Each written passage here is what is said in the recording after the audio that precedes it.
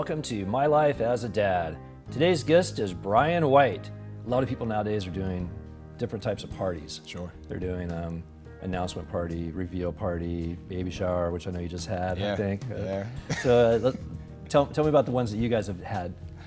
We did our announcement with our photographer friend. We decided we were going to do a faux movie poster. The movie is called It's a Girl. We just this past weekend had the baby shower, which was about 4 months of planning with her and her mom. I didn't think it was going to be, to me, it's a party. Parties are pretty easy to plan, but Right. when it's another tip for the guys, your wife's always right. When she's pregnant, she's always right. There you go, man. I'm learning. Man. I'm learning. And even after the baby comes, Yeah. she's still always right. Yeah, I'm definitely learning that. You'll fare a lot better. Happy wife, happy life. That's right. But I never considered how many decisions go into the baby shower. And then I saw, the men that came to the party, my guy friends, her guy friends, our family, very relaxed about it. But the women definitely appreciated all the little details, the color of the flowers, the kind of decorations, the kind of food, the kind of music. Right. And every little detail that they had been fretting about for the 3 months of planning mattered.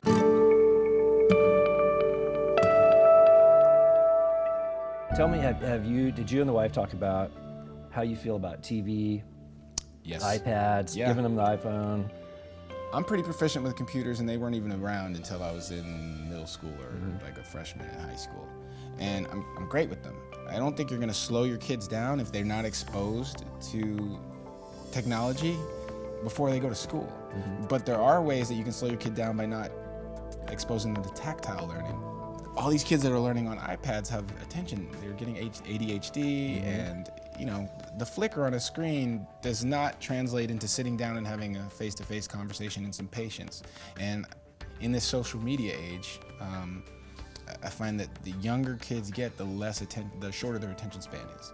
And that's something that terrifies me, because as you move forward, human relationships and interacting and being able to sit down eye to eye and have a meaningful conversation with somebody is the only way things get done. I've never done business with anybody. I've made a lot of connections on social media, but to close a deal, I've never not sat down with somebody face to face, believed them, and had a meeting of the minds before we closed any deal. And I think that that's an area that a lot of these kids are not necessarily able to be proficient at because of how prevalent technology is. I have to change what I do. There's no way that I can be on my cell phone as much as I am now, checking my texts, checking Twitter, doing whatever it is that I do, and then tell my kid no. They're just gonna wanna reach out for my phone right away. So my wife and I, she has her office in the house and I have mine.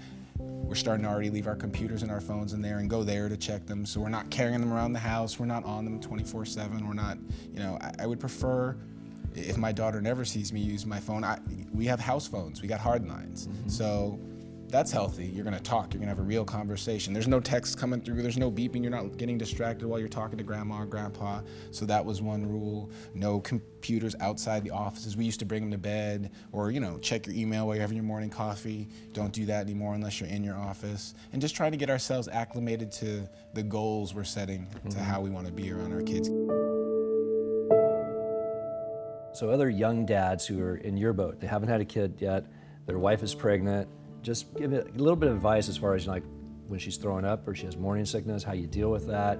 If she's got to pee all the time, how do you deal with that? Yeah, I mean, it was just taking things to a new level of empathy. Thinking more before we did stuff to plan bathroom routes, or waking up with her in the middle of the night when she were in the middle of the morning to rub her back, when she was in the bathroom being sick, and just really trying to focus on being her best friend. She is my best friend. I am her best friend, but a more active participant. And guys, share in everything, with your wife. Her ankles are gonna swell, her feet are gonna swell, you're gonna become an expert foot massager. When she gets up, try to get up. Try to at least put your feet on the ground and have a little conversation with her and let her know that she matters, that she's important, that you care, that you're going through this with her.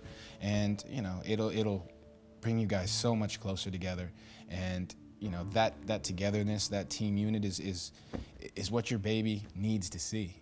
It informs them what healthy relationships between men and women are supposed to be, what they're supposed to look like, sound like, feel like. And like you said, from 0 to 3, I think that's the most important thing, especially for me having a girl, that I can be present, involved, full of love, and just willing to learn.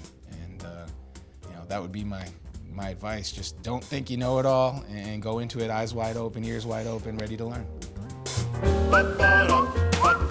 My Life as a Dad. Sponsored by Daddy and Company, the perfect gifts for dad.